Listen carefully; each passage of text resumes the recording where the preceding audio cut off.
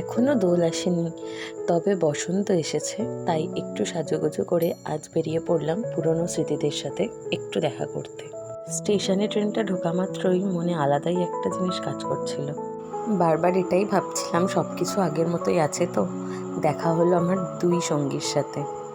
আমাদের যেখান থেকে আলাপ হয়েছিল সেই জায়গাটা হচ্ছে এই জায়গাটা। এটা আমাদের একটা সময় আমাদের বাড়ি ছিল। প্রায় 4টে বছর পর কলেজে এসে মনটা খুব ভালো লাগছিল।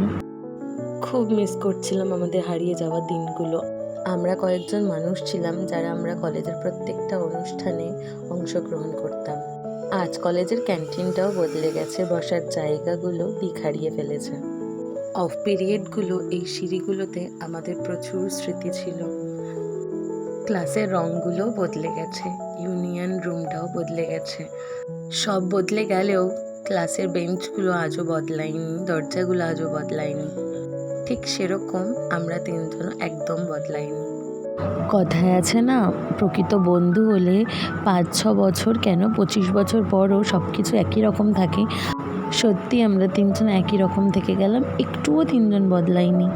কলেজে এসে খিদে পেলেই এই সরু সরু গলিগুলো দিয়ে আনন্দ কেবিনে গিয়ে আমাদের খাওয়া দাওয়া হতো। দুপুর গড়িয়ে বিকেল হতে চলল, কলেজ প্রাঙ্গণটাকে বিদায় জানালাম এবারের মতন। আবার কোনো এক বছর আসবো আমরা এই তিনজনে বসন্ত উৎসবে। তারপর আমরা রওনা দিলাম আমাদের তিনজনের প্রিয় জায়গায়। কলকাতা শহর দেখতে দেখতে আরও এক রাশ গল্প করতে করতে আমরা যাচ্ছি আমাদের তিনজনের খুব পছন্দের একটা জায়গায়।